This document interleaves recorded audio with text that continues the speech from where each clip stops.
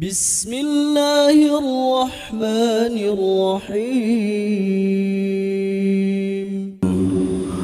هو الذي أرسل رسوله بالهدى ودين الحق ليظهره على الدين كله ولو كره المشركون صلاة وتسليما على سيدنا وشفيعنا ووسيلتنا إلى ربنا محمد القائل أما بعد فإن أصدق الحديث كتاب الله وخير الهدي هدي محمد وشر الأمور محدثاتها وكل محدثة بدعة وكل بدعة ضلالة وكل ضلالة في النار وعلى آله وأصحابه وأتباعه صلاة وسلاما دائمين متلازمين ما اختلف الليل والنهار أما بعد.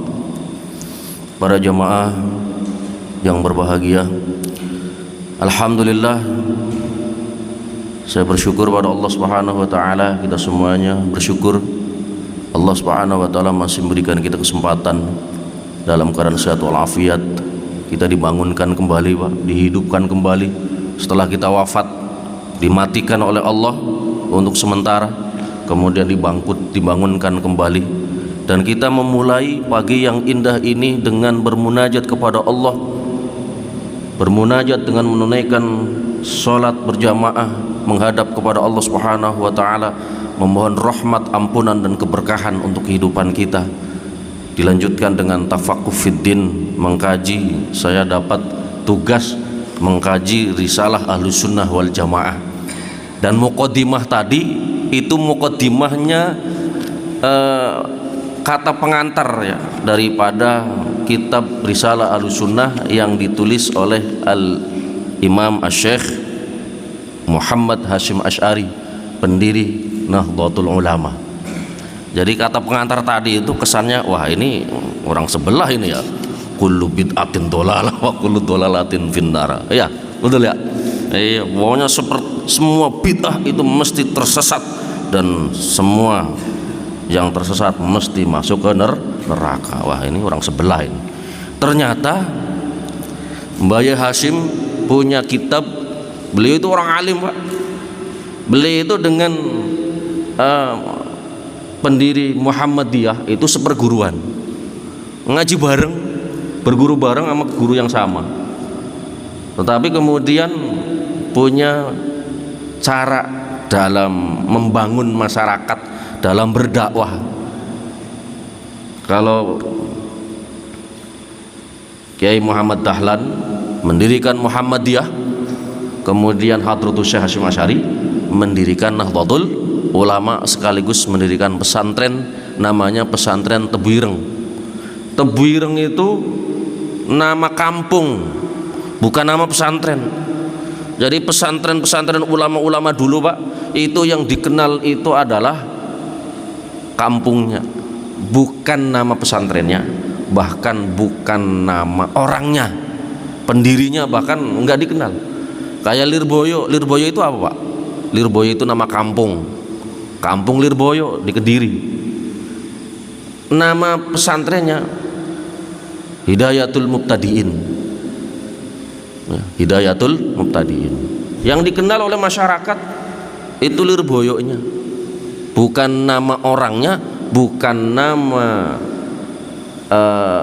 nama pesantrennya aja asing, jarang yang tahu lah, kecuali santri yang udah mondok pesana. Orang lebih mengenalnya pesantren Lirboyo. Tebu Ireng pun sama, itu nama kampung Tebu Ireng. Tebu tahu Pak ya? Ya tebu yang manis itu. Ireng ya mungkin kena dibakar atau apa, dan memang di situ pesantrennya dekat dengan pabrik gula. Dulu banyak ya maksiat di situ, udah kemana-mana dah, macam-macam kemaksiatan ada. Kemudian Mbah Hasyim Asy'ari mendirikan pondok pesantren Tebu Ireng. Alhamdulillah sekarang menjadi daerah santri. Beliau punya kitab namanya Risalah Ahlus Sunnah wal Jamaah, risalah tentang akidah Ahlus Sunnah wal Jamaah, fi haditsil mauta wa asyrati sya'ah wa bayani mafhumi Ahlus Sunnah wal Jamaah. Khususnya beliau dalam kitab ini menjelaskan tentang hal-hal yang terkait dengan kematian dan juga tanda-tanda hari kiamat. termasuk bagaimana memahami penjelasan tentang pemahaman Ahlussunnah wal Jamaah itu apa. Dan beliau punya cucu namanya Kiai Haji Isamuddin Hadzik almarhum. Saya pernah berguru sama beliau itu ngaji kitab Sahih Muslim ya. Nah beliau itu orang alim betul Pak, tapi umurnya nggak lama, baru menikah, istrinya baru hamil, umurnya baru 40 tahun beliau dipanggil oleh Allah Subhanahu wa taala. Orang alimnya tuh wireng. Beliau bapaknya asli Brebes, orang Ketanggungan, ngapak nyong Pak bapaknya itu. Beliau menjadi mantu dari Mbah Yai Hasyim Asy'ari di Tebu Ireng itu. Nah, tadi yang saya baca mukadimahnya kitab ini, pendahuluan atau kata pengantar yang ditulis oleh cucu beliau namanya Kiai Haji Muhammad Isamuddin Hadzik. Beliau orang alim dan beliau yang menyusun daftar kitab-kitabnya Mbah Yai Hasyim Asy'ari, kakeknya itu, yang dikumpulkan sebesar ini, macam-macam. Termasuk kitab ini ada Adabul Alim wal Muta'allim dan banyak lagi, banyak banget kitab beliau itu. Alim betul. Beliau itu dikenal sebagai ahli hadis. Jadi Mbah Yai Hasyim Asy'ari itu dikenal sebagai ahli hadis. Dan pesantren Tebu Ireng itu dikenal sebagai pesantren yang memang membidangi bidang hadis. Makanya dulu waktu saya pesantren di sana di Tebu Ireng itu, Kiai Muhammad Isamuddin Hadzik itu beliau ngaji pasarannya Sahih Muslim ya, kitab hadis, sampai beliau wafat. Para jamaah yang berbahagia, kitab ini menjelaskan tentang apa itu sunnah, apa itu bid'ah, dan beliau menjelaskan bahwa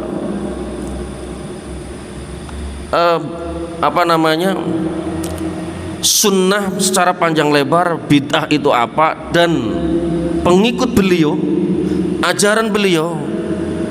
Kemudian beliau mendirikan organisasi Nahdlatul Ulama. Itu adalah dalam rangka melestarikan sunnah Rasulullah, melestarikan ajaran Ahlussunnah wal Jamaah, dan mencegah, membentengi umat dari bid'ah. Nah ini kalau ngomongnya begini kayak model sebelah Pak ya. Tapi sebenarnya memang begitu Pak, bukan begitu seperti mereka ngeklaim iya, tapi sebenarnya kita ini, ulama-ulama kita, Mbah Yai Hasyim Asy'ari mendirikan Nahdlatul Ulama dengan risalah Ahlussunnah wal Jamaah yang menjadi pokok pemikiran beliau dalam berdakwah. Itu adalah untuk membentengi umat agar tetap istiqomah dengan ajaran Ahlussunnah wal Jamaah dan menolak bid'ah-bid'ah. Pertanyaannya, yang sunnah mana, yang bid'ah mana? Ini yang jadi problem Pak. Ini yang jadi problem. Semua mengklaim ini yang Ahlussunnah, yang lain bid'ah, NU bid'ah segala macam. Tetapi Mbah Yai Hasyim Asy'ari mendirikan Nahdlatul Ulama untuk membentengi umat, menjaga, melestarikan ajaran Ahlussunnah wal Jamaah dari pemahaman-pemahaman baru, pemahaman bid'ah dan seterusnya. Begitu. Makanya Gus Isom Hadratus Syekh cucunya beliau yaitu Muhammad Isamuddin Hadzik, beliau menulis muqaddimah kitab ini ya itu hadis tadi itu ya, fa inna asdaqal haditsi kitabullah, bahwasanya pembicaraan atau hadis atau bacaan yang paling benar, paling jujur itu adalah kitabullah, Al-Quran. Kita baca Al-Quran, apa yang ada dalam Al-Quran semuanya benar, nggak ada yang keliru, semuanya benar. Yang berbeda itu yang bisa keliru itu orang yang memahaminya, pemahamannya itu yang bisa keliru. Tapi Al-Qur'annya semuanya benar, semuanya datang dari Allah Subhanahu wa taala. Allah menurunkan wahyu Al-Qur'an, diturunkan kepada Nabi Muhammad SAW melalui malaikat Jibril. Ketika Rasulullah menerima wahyu Al-Quran, apakah mesti Rasulullah paham dengan ayat itu? Apakah mesti Rasulullah paham? Rasulullah berbahasa Arab, Al-Quran berbahasa Arab. Apakah mesti memahami setiap yang malaikat Jibril sampaikan dari Allah. Kadang paham, kadang enggak. Dan ketika enggak paham, itu nanya pada malaikat Jibril. Ketika malaikat Jibril menurunkan ayat khudhil afwa wa'mur bil urfi wa'rid 'anil jahilin, raihlah sifat pemaaf, perintahkan orang-orang untuk berbuat kema'rufan, kebaikan, dan tinggalkan orang-orang bodoh. Rasulullah baca ini ya paham secara garis besarnya, cuma detailnya kayak apa, prakteknya kayak apa. Rasulullah nanya, wahai malaikat Jibril, ini maksudnya apa? Saya belum paham.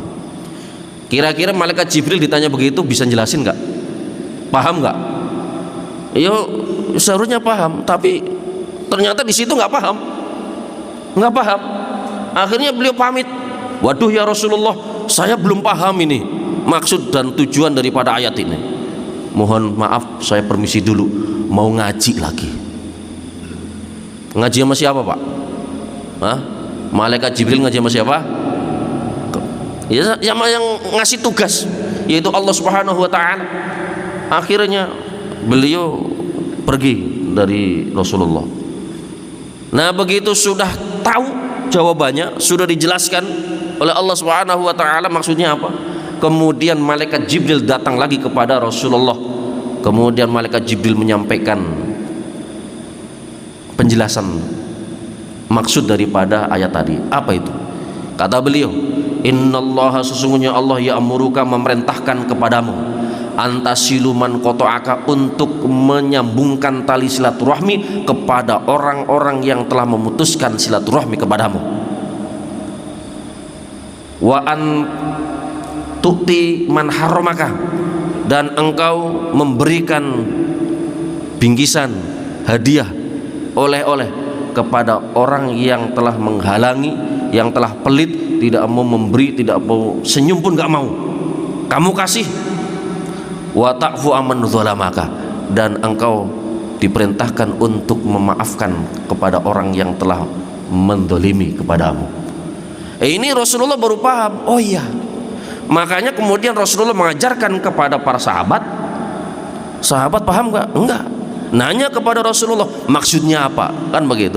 Makanya ayat Al-Quran dijelaskan melalui hadis-hadis Rasulullah SAW, termasuk dijelaskan melalui praktek daripada sikap keseharian Rasulullah. Makanya ketika ditanya apa akhlak Rasulullah, maka dijawab kana khuluquhul Quran. Akhlaknya Rasulullah adalah Al-Quran. Para sahabat paham Al-Quran karena belajar, berguru kepada Rasulullah, melihat sikap perbuatan Rasulullah yang kemudian menjadi sunnah, namanya sunnah fi'liyah. Ada perbuatan sahabat yang kemudian diiyakan, didiamkan oleh Rasulullah, tidak dilarang, berarti namanya sunnah Rasulullah juga, sunnah takririyah, begitu. Kemudian turun temurun disampaikan kepada tabi'in, tabi'in punya murid disampaikan kepada muridnya, dan seterusnya sampai Mbah Hashim punya pesantren, punya organisasi Nahdlatul Ulama untuk pembinaan agar tetap lestari, turun temurun ilmu itu tetap terjaga lestari dari Allah, malaikat Jibril, Rasulullah, tabi'in, tabi'in, sahabat tabi'in, dan seterusnya sampai kepada ulama-ulama kita, dan terus itu terpelihara sanad ketir sambungan Pak sampai kepada Rasulullah.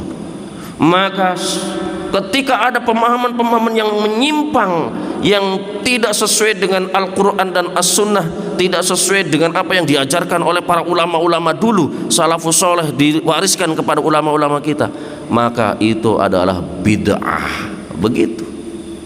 Iya Pak. Nah makanya di sini menjelaskan semuanya Pak tentang apa itu sunnah, apa itu bid'ah, bagaimana ulama-ulama dulu di Jawa mengajarkan, menyebarkan dakwah Islam, itu semuanya memiliki faham ahlus sunnah wal jamaah, baik dalam akidah, ibadah maupun akhlakul karimah. Dalam akidah, ketika Rasulullah menyebutkan bahwa talzam jama'atal muslimin wa imamihim, Ahlussunnah wal Jamaah adalah sawadul azam, golongan mayoritas yang memang dari Rasulullah turun kepada para sahabat-sahabat Rasulullah, kemudian dari sahabat turun kepada para murid-muridnya. Itu kan jamaah semua itu. Terus turun temurun. Itu adalah Ahlussunnah sekaligus jamaah. Nah, yang berpegang teguh kepada runtutan warisan-warisan pemahaman dari ulama-ulama terdahulu sampai kepada kita, itulah Ahlussunnah wal Jamaah. Ketika ada pemahaman-pemahaman yang menyimpang daripada pemahaman ulama-ulama yang diwariskan turun temurun, maka itu masuk kategori bid'ah. Dan Mbah Hasyim Asy'ari berjuang untuk memelihara faham Ahlussunnah wal Jamaah dan berusaha sekuat tenaga dengan mendirikan Tebu Ireng, mendirikan Nahdlatul Ulama untuk membentengi masyarakat dari pemahaman-pemahaman yang baru, bid'ah. Begitu. Para jamaah yang berbahagia. Nah, di sini dijelaskan bab pertama ini, pasal yang pertama, fi bayani sunnah wal bid'ah, tentang penjelasan apa itu sunnah dan apa itu bid'ah. Ini kadang-kadang kita ini sudah, kalau membahas tentang Ahlussunnah wal Jamaah, kita ini minder, Pak. Kalau kita menyebut salafiyah, as-salafi, itu milik kita atau milik mereka, Pak? Nah, milik, sebenarnya milik kita. Mbah Hasyim Asy'ari mendirikan pesantren Tebu Ireng, itu adalah Al-Madrasah As-Salafiyah Asy-Syafi'iyah. Iya, artinya ya santri-santri ya mesti salafi semua itu. Ya kan? Lah ya, santrinya Mbah Hasyim itu salafi semua. Kemudian Lirboyo itu ya Al-Ma'had As-Salafi, ya Ma'had Salafi, ya santrinya ya salafi. Ya Ahlussunnah wal Jamaah memang Nahdlatul Ulama didirikan buat membentengi Ahlussunnah wal Jamaah. Nah, kita ini pengikut Ahlussunnah wal Jamaah. Yang kunut, yang zikir kencang, yang tahlilan, yasinan segala macam, itu Ahlussunnah wal Jamaah. Nah, ya. Kok bisa? Lah, beliau Mbah Hasyim Asy'ari membicarakan panjang lebar, termasuk akidah wujud, kita baqa mukhalafatul hawadits dan sebagainya. Itu Ahlussunnah wal Jamaah. Ya kan, Asy'ariyah, Al-Maturidiyah, itu Ahlussunnah wal Jamaah. Ya. Apa itu as-sunnah? Dibaca dhammah dan tasdid, as-sunnah. Sebagaimana yang dikatakan oleh Abul Baqa dalam kitab kuliahnya, secara bahasa at-thariqah, jalan, cara, tradition, ya. Walau ghairu mardiyatin, meskipun tidak diridhoi secara bahasa, yang namanya sunnah itu ya tradisi atau jalan atau cara. Itu sunnah secara bahasa. Kalau bicara secara bahasa itu artinya ya murni kebahasaan sunnah itu ya bisa yang diridhoi, bisa tidak diridhoi. Makanya ada hadis, man sanna sunnatan hasanatan falahu ajruha wa ajru man amila biha. Barang siapa yang melaksanakan sunnah yang baik, jalan yang baik, tradisi yang baik, maka dia akan mendapatkan pahala sekaligus pahala orang yang mengamalkan itu, orang yang menghidupkan, orang yang mentradisikan tradisi yang baik, ya kan? Maka dia yang menghidupkan tradisi yang baik itu, dia mendapat pahala, termasuk orang-orang yang mengikutinya tradisi itu, dia dapat pahala. Sebaliknya, waman sanna sunnatan sayyi'atan, siapa yang melakukan sunnah yang jelek, tradisi yang jelek, ya, maka falahu wizruha wa wizru man amila biha, dia akan mendapatkan dosa dengan menghidupkan tradisi jelek itu, sekaligus mendapatkan dosa orang-orang yang mengikuti tradisi itu. Begitu. Jadi sunnah itu secara bahasa ya bisa baik, bisa jelek. Intinya tradisi, intinya kebiasaan, intinya jalan. Ya. Secara syariat, nah kalau secara syariat dibatasi lagi, dibatasi. Ya, untuk menunjukkan apa? Bahwa sunnah itu ya karena dicantolkan kepada sunnah Rasulullah, maka mesti yang baik semua, yang jelek bukan sunnah, kan begitu. Makanya disebutkan wa syar'an secara syariat ismun suatu nama litoriqatil mardiyah al masluka fid din, suatu jalan cara yang diridhoi. Tentu yang paling penting adalah yang diridhoi oleh Allah, kan begitu, yang diridhoi, yang al masluka fid din, yang ditempuh dalam urusan agama. Salakaha Rasulullah sallallahu alaihi wasallam, yang ditempuh oleh Rasulullah, yang diajarkan oleh Rasulullah sallallahu alaihi wasallam, dan selain Rasulullah, ya, mimman huwa alimun fid din, dari orang-orang yang memang pakar alim di bidang agama, tahu persis apa yang diajarkan oleh Rasulullah sallallahu alaihi wasallam.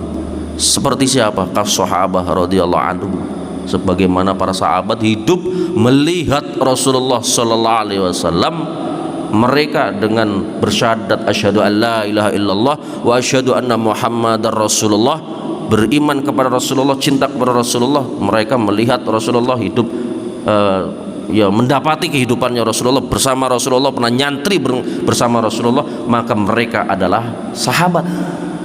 Ada orang yang menjadi wali tapi nggak pernah ketemu dengan Rasulullah, padahal hidupnya sejaman dengan Rasulullah, tapi beliau jadi wali, Pak, dan kewaliannya itu mengalahkan sahabat-sahabat utama. Namanya siapa?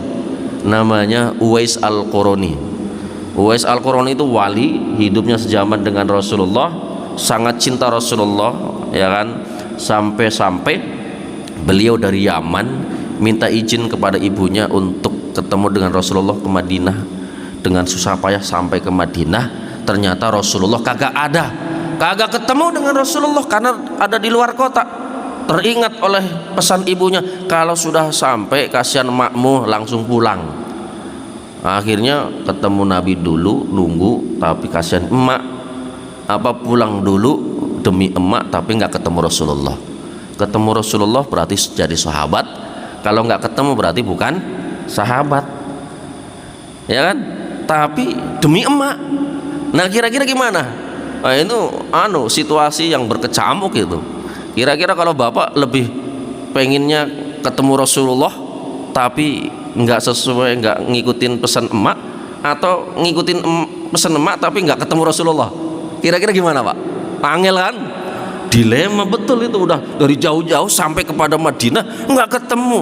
Kan kalau nunggu ya sebulan kan bisa jadi ketemu dengan Rasulullah, atau paling bisa jadi kemungkinan ya 1 minggu berikutnya udah ketemu, bisa jadi kan, tapi kan nggak tahu sampai kapan. Tapi udah teringat emak itu udah pesan begitu. Nah dalam posisi begitu ya kita pun akan bingung, ketemu Rasulullah apa pesan emak yang diikutin. Ternyata beliau memilih pesan emaknya, beliau pulang nggak ketemu dengan Rasulullah, tapi ternyata di seberang sana Rasulullah dikasih tahu bahwa ada seorang demi ibunya lebih memilih pulang, ya kan, padahal pengen ketemu dengan Rasulullah. Dan orang itu, kata Rasulullah, orangnya terkenal di langit tapi asing di bumi. Kalau kalian ketemu sama dia, minta doanya. Begitu. Ada ciri-cirinya, belangnya di sini, di tangan, bekas lepra. Beliau namanya Uwais Al-Qarani. Rasulullah wafat, sahabat Umar bin Khattab itu nyari-nyari, Uwais Al-Qarani mana orangnya, sampai ketemu, minta doa. Singkat cerita, begitu Uwais Al-Qarani wafat, itu yang takziah, yang nguburin, yang ngurusin jenazah, itu nggak ada orang sekitar yang kenal, padahal ribuan yang takziah itu nggak ada yang kenal siapa aja mereka. Mereka adalah golongan dari para malaikat, karena dikenal oleh malaikat tapi asing di bumi. Orang yang asing begini di bumi, Pak, kalau meriwayatkan hadis, kira-kira hadisnya sahih apa dhaif, Pak? Padahal menurut malaikat hadisnya Uwais Al-Qarani sahih. Ya, muktamad, mesti dipertanggungjawabkan karena memang terkenal di langit. Wah, kesolehannya, oh ini wali ini, kata Rasulullah, minta doa sama dia. Maka hadis dari Uwais Al-Qarani menurut malaikat sahih, tapi karena beliau di bumi nggak dikenal, berarti hadisnya dhaif. Ini ironi kan begitu Pak ya. Ya memang begitu, dalam ilmu hadis begitu Pak. Nah, jadi nama yang menjadi suatu jalan cara hidup ya yang diridhoi, yang ditempuh dalam urusan agama, yang ditempuh oleh Rasulullah, diajarkan oleh Rasulullah, dan juga orang-orang yang faham betul, yang ketemu Rasulullah ngajarin, ketemu orang yang ketemu dengan Rasulullah ngajarin, dan seterusnya sambung menyambung sampai kepada Hadratus Syekh, sampai kepada santri-santrinya, sampai kepada kita. Itu nyambung, terjaga ajarannya. Itu Ahlussunnah wal Jamaah. Tapi kalau kemudian ada orang yang bikin penafsiran sendiri, bikin pemahaman sendiri, pokoknya nganggap diri paling benar, dia ngambil ayat-ayat Quran, dia tafsiri sendiri, kemudian disebarkan kepada masyarakat sesuatu yang bertentangan dengan fahamnya para ulama-ulama terdahulu, maka yang model begini adalah bid'ah, sesat, neraka, jangan diikutin. Oh iya, saya pernah ketemu Pak, orang yang menganggap bahwa Yahudi Nasrani bukan kafir, Nasrani yang meyakini Yesus adalah Tuhan tidak kafir, mereka ahlul kitab. Loh, saya bilang kalau kamu menganggap dia tidak kafir, berarti beriman dong. Ngawur kan? Lah ya, dari mana ini pemahaman? Malah dia bilang mengoreksi, meluruskan pemahaman-pemahaman yang keliru. Loh, saya bilang yang keliru sampean. Kenapa? Loh, di ayat Al-Quran jelas, laqad kafarul ladzina qalu innallaha wal masihu. Ya, orang yang menganggap bahwa Isa al-Masih adalah Allah itu kafir. Iya kan? Udah jelaskan ayatnya. Orang ini tidak kafir. Nah, ini orang dari mana begitu? Iya kan? Ngawur. Itu. Maka orang-orang model begini harus dikasih pemahaman biar tobat, biar sadar. Dia punya karya tulis hebat, dia rajin nulisnya. Saya pernah ketemu langsung, dan bahkan saya lanjutkan di grup biar semua orang tahu, karena dia juga berani menampakkan diri di grup. Harus begitu.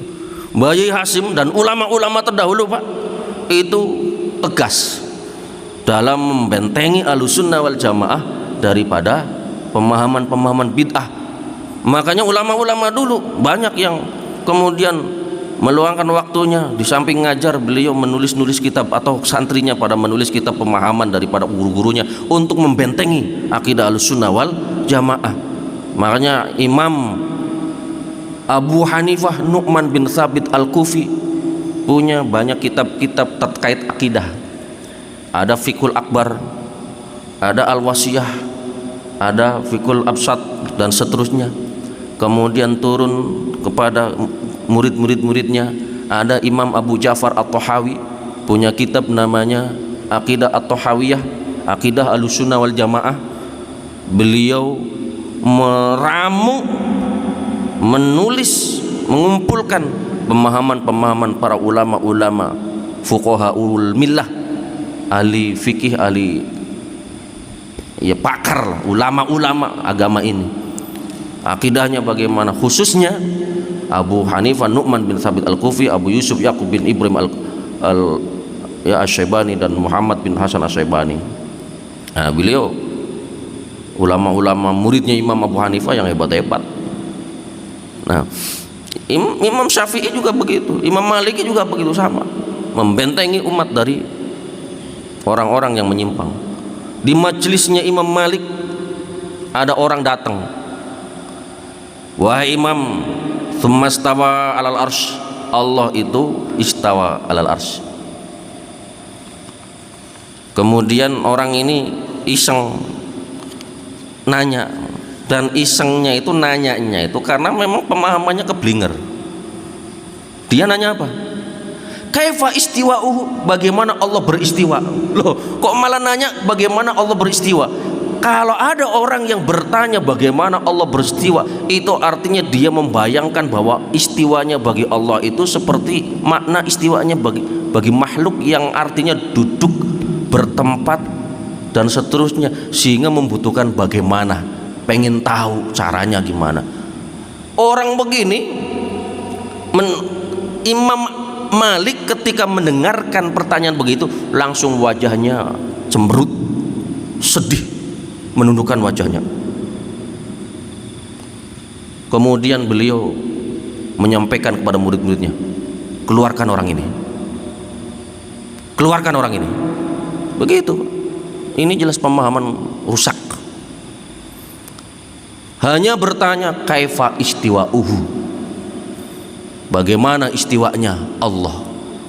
Orang ini bertanya begitu karena memahami istiwa bagi Allah ya namanya istiwa manusia. Istiwa itu artinya duduk, bertempat. Bapak istiwa di atas ya karpet ini di di lantai, itu istiwa, ya kan? Ini orang kemudian nanya kaifa istiwa, bagaimana istiwanya Allah. Langsung beliau sedih, menundukkan wajahnya dan kemudian mengusir orang. Keluarkan orang ini. Ini orang ahlul bid'ah. Jadi istiwa itu maklum makna istiwa. Kemudian wal kaif wal kaif ghairu makul, sementara bagaimana istiwanya Allah nggak bisa dinalar. Makanya ulama-ulama dulu yang namanya istiwanya Allah tsumma stawa alal arsy, istiwa bagi Allah itu adalah istiwa yang cocok, yang selaras dengan kemahakuasaan Allah, kemahasempurnaan Allah. Sehingga ulama-ulama dulu Pak, ada yang kemudian mentakwil yang dengan makna yang sesuai dengan makna yang sesuai dengan kemahakuasaan Allah, yaitu apa? Menguasai. Tsummastawa alal arsy artinya menguasai. Karena istiwa maknanya ada menguasai, ada duduk, ada bertempat dan seterusnya. Duduk, bertempat, mengambil posisi di suatu tempat itu mustahil bagi Allah, karena kalau logika duduk bertempat mesti butuh pada tempat itu, betul? Iya, sesuatu yang bertempat duduk di suatu tempat maka dia pasti membutuhkan tempat itu. Sementara Allah itu ghaniyun 'anil alamin, Allah nggak butuh pada apapun juga. Dalam Sahih Muslim, kanallah walam yakun syai'un ghairu, Allah ada sementara segala sesuatu yang lain belum ada. Dulu zaman azali Allah ada, segala sesuatu belum ada. Ya, segala sesuatu belum ada. Kemudian Allah menciptakan segala sesuatu menjadi ada. Allah ciptakan arsy, Allah ciptakan langit, bumi dan seterusnya, seisinya. Dan Allah menciptakan semuanya bukan untuk kepentingan Allah, bukan untuk karena Allah butuh kepadanya. Allah nggak butuh apapun. Allah nggak butuh apapun. Allah menciptakan sesuatu apapun bukan karena Allah membutuhkan apapun, tetapi karena untuk menunjukkan bahwa Allah Subhanahu wa taala Maha Kuasa. Konsekuensi Allah Maha Kuasa, Maha Al-Khaliq, mencipta, maka Allah kemudian menciptakan segala sesuatu. Kan begitu. Makanya alhamdulillahi rabbil alamin. Segala sesuatu, segala pujian hanya milik Allah. Rabbil alamin, Allah itu Rabb bagi alamin. Alam itu apa? Kullu ma siwallah itu alam. Segala sesuatu selain Allah itu adalah alam. Ya kan? Segala sesuatu bagi Allah, segala sesuatu selain Allah adalah alam. Ya ars itu ya alam. Tapi ada video yang aneh Pak, Ustadz viral pernah ditanya ars itu makhluk atau bukan, nggak bisa jawab. Waduh, saya nggak tahu, saya belum tahu. Jawabannya begitu. Kenapa nggak tahu? Bingung jawabannya. Karena terpaku, terikat dengan konsekuensi bahwa Allah duduk di atas ars, bertempat di ars. Akhirnya sesuatu yang ditempati oleh Allah, masa iya Allah ada, tempatnya kagak ada, kan begitu. Akhirnya bingung, ars itu ada apa enggak, ars itu makhluk atau bukan, bingung jawabannya. Meskipun kemudian beliau merevisi pemahamannya gitu, Bapak bisa cek gitu di YouTube itu, ars makhluk atau bukan. Muncul ustadz yang populer, iya ustadznya mereka itu. Kenapa bisa bingung begitu? Karena memang ya itu, karena pemahamannya sumastawa alal ars, itu duduk di ars, bertempat di ars, berarti arsnya konsekuensinya makhluk atau bukan, bingung kan? Begitu. Saya pernah baca kitabnya Syekh Utsaimin, kenal Pak ya? Syekh Utsaimin, kenal kan? Kenal. Kitabnya di Maktabah Samilah, kalau Bapak bisa bahasa Arab di download bisa. Namanya Syarah Aqidah Nasafiyah. Saya buka yang namanya istawa alal ars, itu artinya apa dalam pemahaman itu beliau mengatakan istiwa atas ars itu dengan zatnya, hakikatan dengan zatnya. Maksudnya apa? Angel kan? Istawa Allah, istawa hakikatan dengan zatnya. Kemudian bahas lagi nuzul, sepertiga malam Allah turun ke langit dunia. Apa maknanya? Menjelaskan dia, turun hakikatan alias turun betulan dengan zatnya. Gimana tuh ke langit dunia? Coba yuk. Akhirnya dia memunculkan pertanyaan. Pertanyaannya apa? Ketika Allah turun secara hakikat dengan zatnya, ars kosong apa enggak? Dia yang nanya. Dia ngutip pendapat Imam Ibnu Taimiyah, saat turun ke langit dunia arsnya tidak kosong. Ada enggak teks Al-Quran dan As-Sunnah yang menyebutkan ars enggak kosong dari Allah? Enggak ada. Adanya apa? Allah istiwa atas ars, udah titik. Ya kan? Hadis sahih Bukhari Muslim ada semua. Allah turun sepertiga malam, titik, selesai. Ya kan? Nah kemudian di situ Imam Ibnu Taimiyah mengatakan Allah sepertiga malam turun, saat itu arsnya nggak kosong. Nah gitu. Ada dikutip lagi pendapat yang lain, saat Allah turun arsnya kosong. Ngawur pisan kan? Kemudian ngelihat jawabannya yang dikutip Syekh mereka itu, Syekh Utsaimin, dikutip kok ruwet.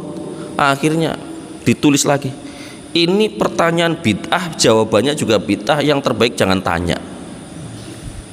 Loh, saya bilang, loh sampean yang bikin pertanyaan, sampean yang ngutip jawaban-jawaban, sampean yang mengatakan itu pertanyaan bid'ah, sampean juga yang mengatakan jawabannya juga bid'ah. Loh sampean juga yang menjadi penyebab pemahamannya jadi begitu, sehingga muncul pertanyaan begitu. Coba kalau ahlu sunnah wal jamaah Pak, Allah istawa atas ars, istiwanya Allah berbeda dengan istiwanya makhluk. Terus apa? Makhluk istiwanya duduk, bertempat, karena mesti makhluk itu mesti bertempat. Tapi Allah nggak butuh pada tempat. Maka Imam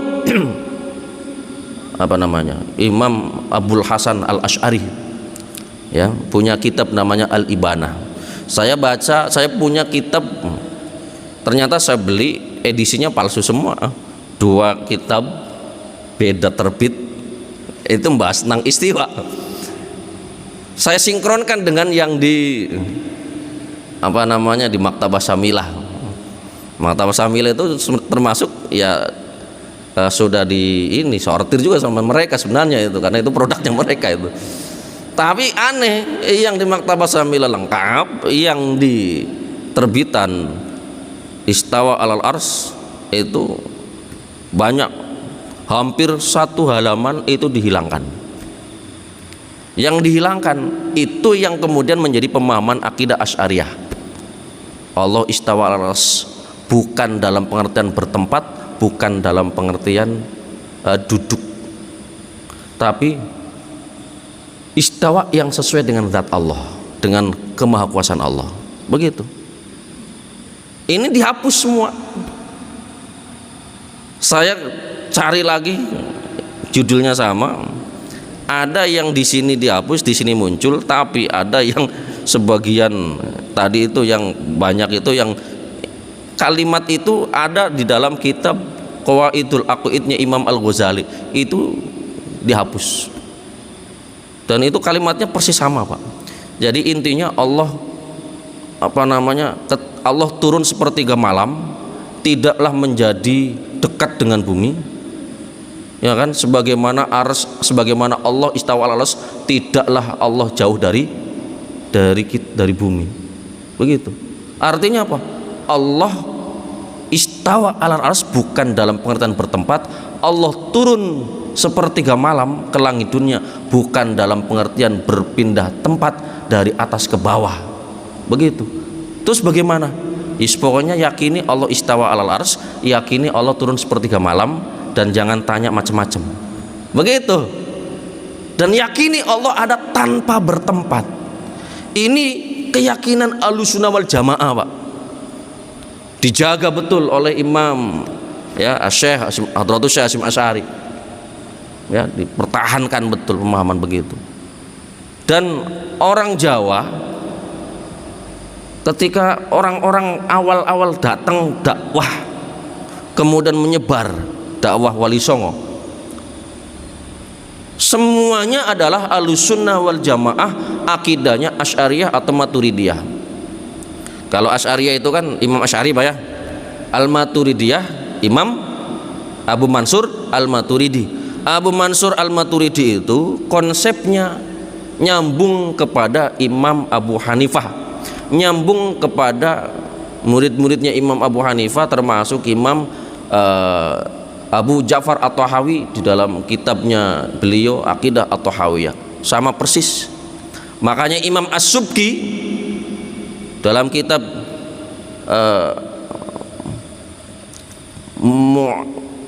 Mu'idun Na'am wa Mubidun Naqam, beliau mengatakan bahwa akidah At-Tahawiyah itu akidah yang diyakini, diikuti oleh ulama-ulama Asy'ariyah, sama persis ya, akidah Asy'ariyah dengan akidah At-Tahawiyah. Dan akidah At-Tahawiyah itu kemudian dikenal oleh kita namanya akidah Al-Maturidiyah, ya sama persis begitu. Ini Ahlussunnah wal Jamaah, Pak. Nah, para jamaah yang berbahagia, akidah tersebut kan dari ulama-ulama turun temurun sampai Mbah Hasyim sampai kepada kita. Kemudian di sini dijelaskan di qaulihi ta'ala alaikum bisunnati, wajib atas kalian untuk mempertahankan sunnahku, wajib atas kalian untuk bertahan memegang ya dengan sunnah Rasulullah, wa sunnatal khulafair rasyidin min ba'di, dan sunnah para khulafaur rasyidin setelah diriku, yaitu Abu Bakar, Umar, Utsman, dan Sayyidina Ali. Nah, itu secara syariat maknanya begitu, tradisi, jalan, cara yang ditempuh oleh Rasulullah dan sahabat. Kemudian secara tradisi, secara sunnah itu apa? Ma wadhafa 'alil muqtadin nabiyan kana awaliyan, sesuatu yang dibiasakan jadi tradisi, kebiasaan yang diikuti oleh pengikutnya, baik itu yang diikuti itu adalah nabi atau wali, itu namanya sunnah ya, alias tradisi. Sunni, ada Syi'i, ada Sunni. Syi'i itu kelompok orang yang memiliki pemahaman Syiah, dinisbatkan Syi'i. Kalau Sunni, masyarakat kaum muslimin yang memiliki faham Ahlus Sunnah wal Jamaah ya, mansubun ilas sunnah. Para jamaah yang berbahagia, kemudian bid'ah. Bid'ah itu apa? Imam Syekh Zarruq dalam kitab Uddatul Murid mengatakan secara syariat yang namanya bid'ah itu ihdasu amrin fid din, membuat hal-hal baru, memunculkan hal yang baru di dalam urusan agama.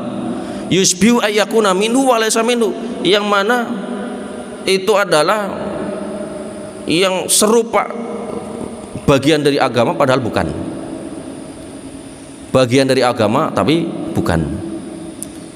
Sawa'un kana bisurah au bil haqiqah, baik itu tampilannya serupa agama padahal bukan, atau hakikatnya memang bukan agama tapi dianggap bagian daripada agama.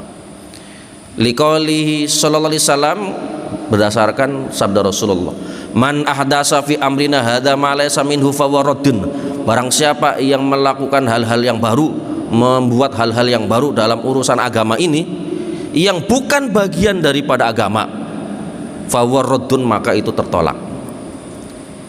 Pak, kalau saudara kita sono ya itu kan menganggap apa, maulid bid'ah, ya kan? Alasannya apa? Zaman Nabi, sahabat, tabi'in kagak ada. Begitu. Saya balik tanya, SDIT ada nggak zaman Nabi, zaman sahabat? Hah?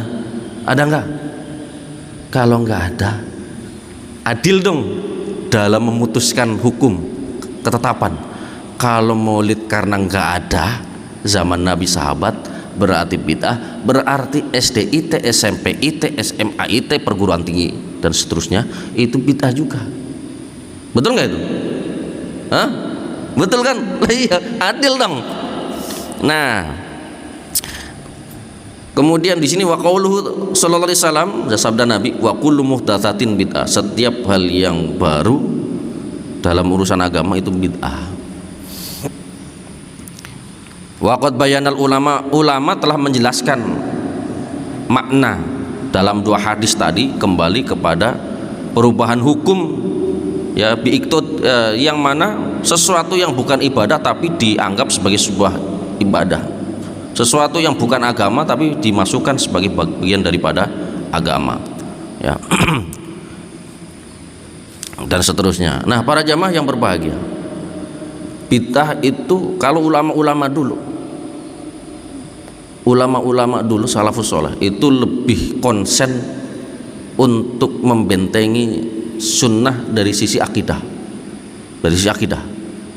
ya dari sisi fikih juga ya, tapi itu pendidikan bagaimana caranya ibadah yang benar sehingga memunculkan ilmu namanya ilmu fikih kan begitu. Tapi dalam urusan akidah banyak Pak kitab-kitab yang membantah kesesatan ahlul bid'ah.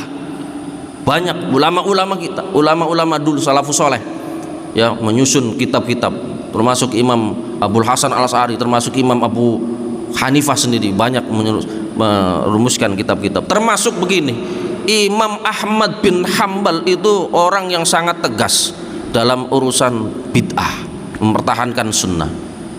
Ini kayak kajian mereka betul ini. Cuma kita harus paham mana yang sunnah, mana yang bid'ah gitu. Apakah kita yang bid'ah, mereka yang sunnah, ataukah mereka yang bid'ah yang justru kita yang sunnah? Mbah Yai Hasim menjelaskan kita ini yang sunnah, mereka pemahaman-pemahaman baru yang mengatakan Allah betul-betul istiwa, duduk bertempat, kemudian turun-turun betulan, itu faham akidah bid'ah. Begitu. Sementara Ahlussunnah wal Jamaah kitabnya jelas Pak, akidah atau hawiyah, saya punya kitab itu, dan ternyata banyak yang orang-orang yang model salafi lah, wahabi itu mensarahi kitab itu, tapi sarahnya sangat melenceng. Ada kalimat ta'ala Allah anil khudud wal ghayat wal a'dha wal arkan wal adawat dan seterusnya. Allah itu suci dari apa? Dari ta'ala Allah anil khudud, batasan-batasan awal, batasan akhir ya. Kemudian anggota tubuh, anggota badan, Allah suci dari itu ya kan. Nah, saya punya kitab sarahnya mereka itu. Ini kan tulisannya Imam Abu Ja'far At-Tahawi. Tapi oleh mereka dikatakan ini sisipan, bukan kalimat yang difahami, diyakini oleh Imam Abu Ja'far At-Tahawi. Begitu Pak. Iya, padahal itulah akidah Asy'ariyah. Itu akidah Asy'ariyah yang menunjukkan bahwa Allah ada tanpa bertempat, dan Allah punya wajah, tangan, kemudian itu maknanya bukan anggota tubuh.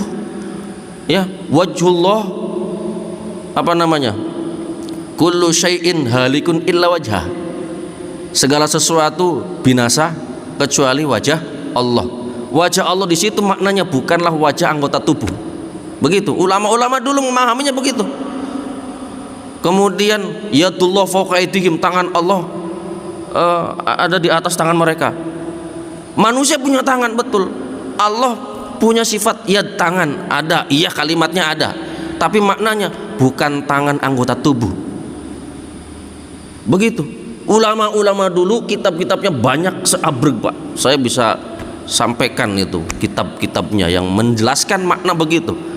Tapi setiap kali ulama mengatakan maknanya bukan anggota tubuh, pasti dikasih keterangan oleh penerbitan yang memang dikuasai oleh mereka bahwa kalimat ini bid'ah. Begitu. Aneh kan?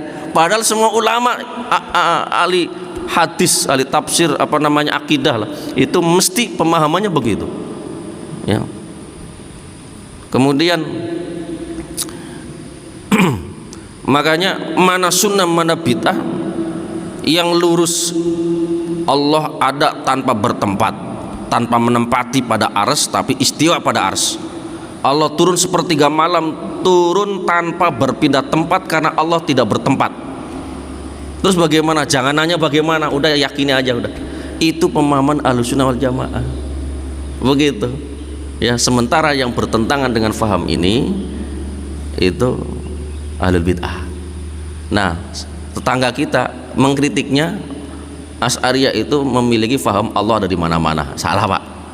Asy'ariyah tidak pernah meyakini Allah ada di tempat manapun, tidak di mana Allah ada di mana-mana, bukan begitu. Itu nggak ada pemahaman Asy'ariyah begitu. Yang ada Allah ada tanpa bertempat,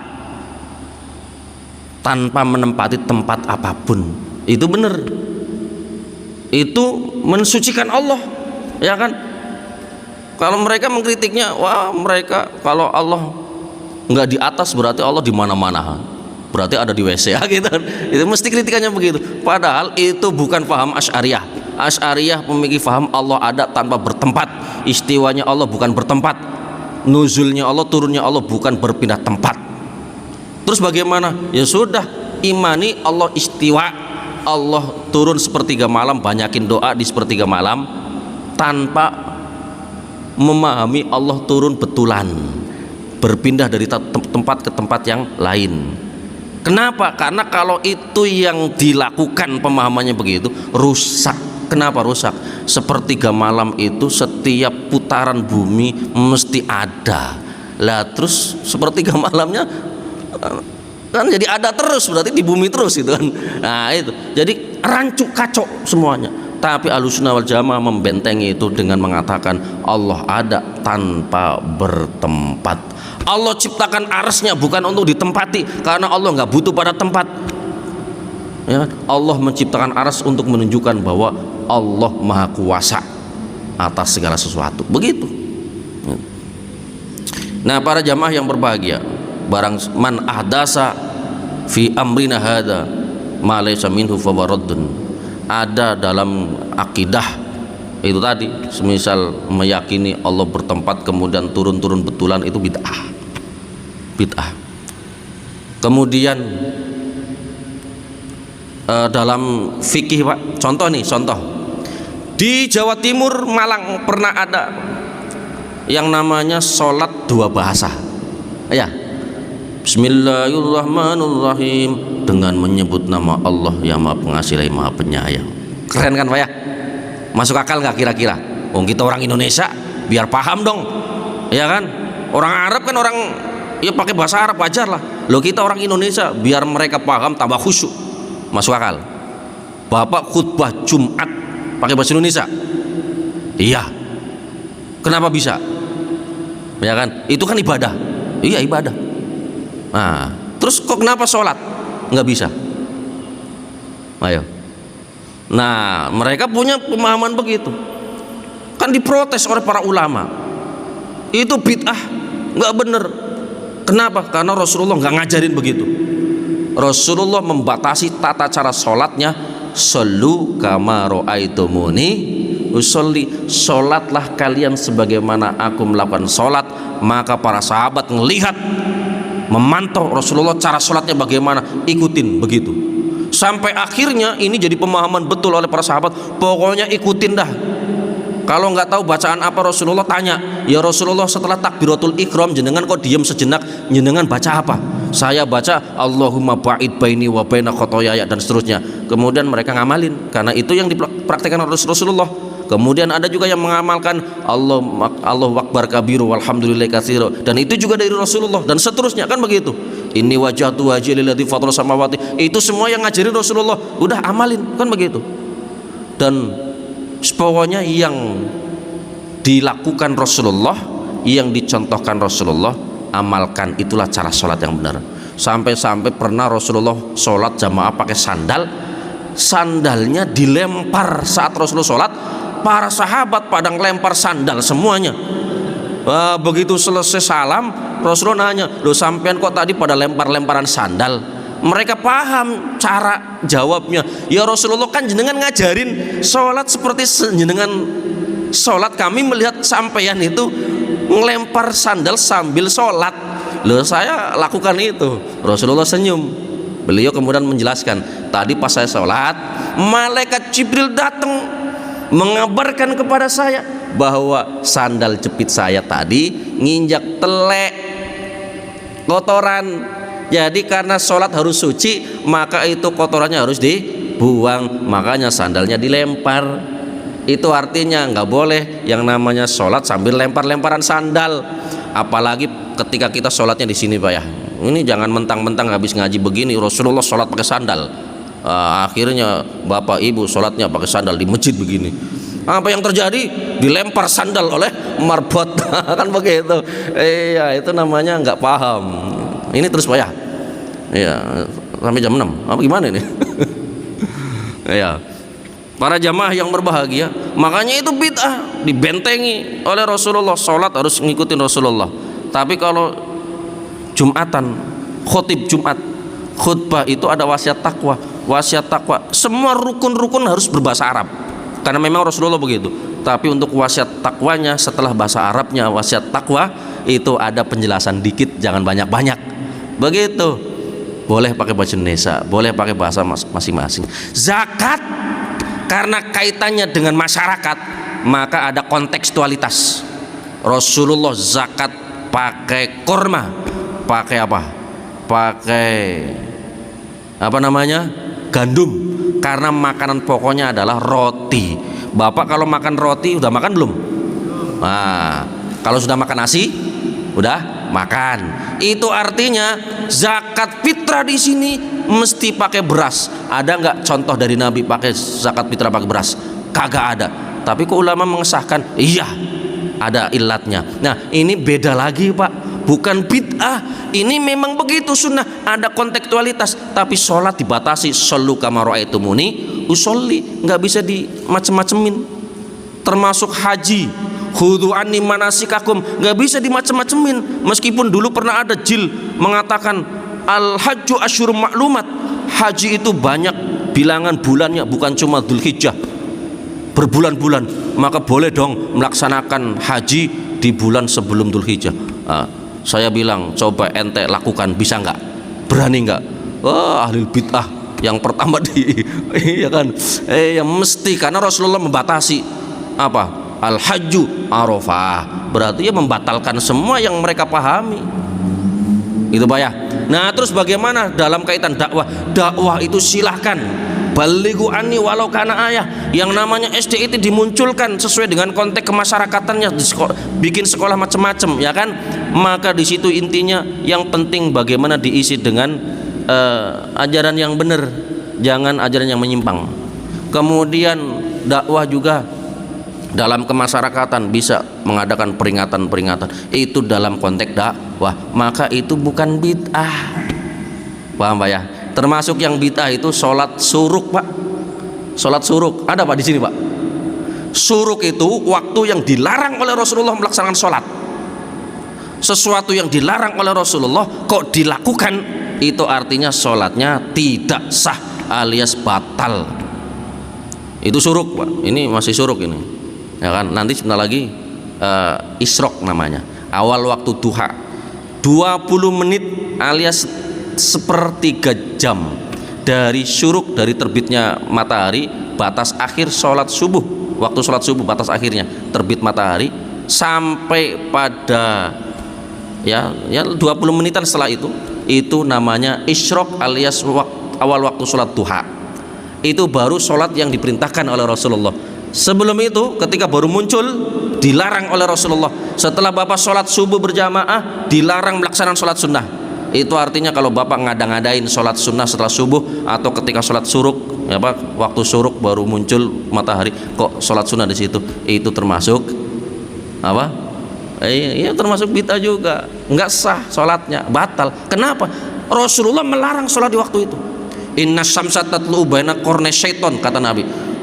Matahari terbit di antara dua tanduk setan. Kemudian wahina idin yasjudul hal kufar, orang kafir pada bersujud menghadap kepada matahari. Maka Rasulullah mengajarkan jangan sholat pada waktu itu. Baru ketika mataharinya sudah seukuran tombak, udah tinggi, atau 2 ukuran tombak, para ulama dalam kitab Fiqhul Islam wa Adillatuhu menyebutkan sepertiga jam setelah matahari baru terbit, atau 20 menit, itu waktu isyrok alias waktu awal waktu duha. Baru silakan sholat, karena itu adalah as-sholat masyhudatun, disaksikan oleh para malaikat. Begitu ya. Nah, barangkali itu Pak ya yang dapat sampaikan. Ada pertanyaan? Mau kalau ada pertanyaan atau cukup? Udah Pak ya? Iya, jadi Mbah Yai Hasyim itu pendekar dalam dakwah, termasuk mempertahankan ajaran Ahlussunnah wal Jamaah untuk membentengi umat dari bid'ah. Maka kita juga sama Pak, harus juga menyampaikan kepada umat tentang bahayanya bid'ah. Begitu ya. Cuma ya kita harus hati-hati juga, jangan sampai ikut-ikutan sono, ngajinya sama sono, di sono alim apa membahasnya mesti itu semua. Padahal ya justru ini yang sunnah, yang sono yang membid'ahkan Maulid Nabi itu kan dakwah, bukan konteks ibadah, itu dakwah itu. Jadi itu bukan bid'ah. Itu silakan. Barangkali itu yang dapat sampaikan, kurang lebihnya mohon maaf. Mari kita akhiri, mudah-mudahan semuanya sehat walafiat, panjang umur, berkah semuanya, dan banyak rizkinya, rizki yang berkah, tetap istiqomah, dan Allah wafatkan dalam keadaan husnul khotimah. Bismillah, alhamdulillah, Allahumma sholli ala Muhammad wa ala ali sayyidina Muhammad. Allahumma ighfir lana wa li walidayna, Allahumma ij'alna wa auladana min ahlil ilmi wal khair, Allahumma anfa'na bima 'allamtana wa 'allimna ma yanfa'una wa zidna 'ilman yanfa'una. Rabbana atina fid dunya hasanah wa fil akhirati hasanah wa qina adzabannar, walhamdulillahi rabbil alamin. Kurang lebihnya mohon maaf, Allah a'lam bishawab, wallahul muwaffiq ila aqwamit thoriq. Assalamualaikum warahmatullahi wabarakatuh.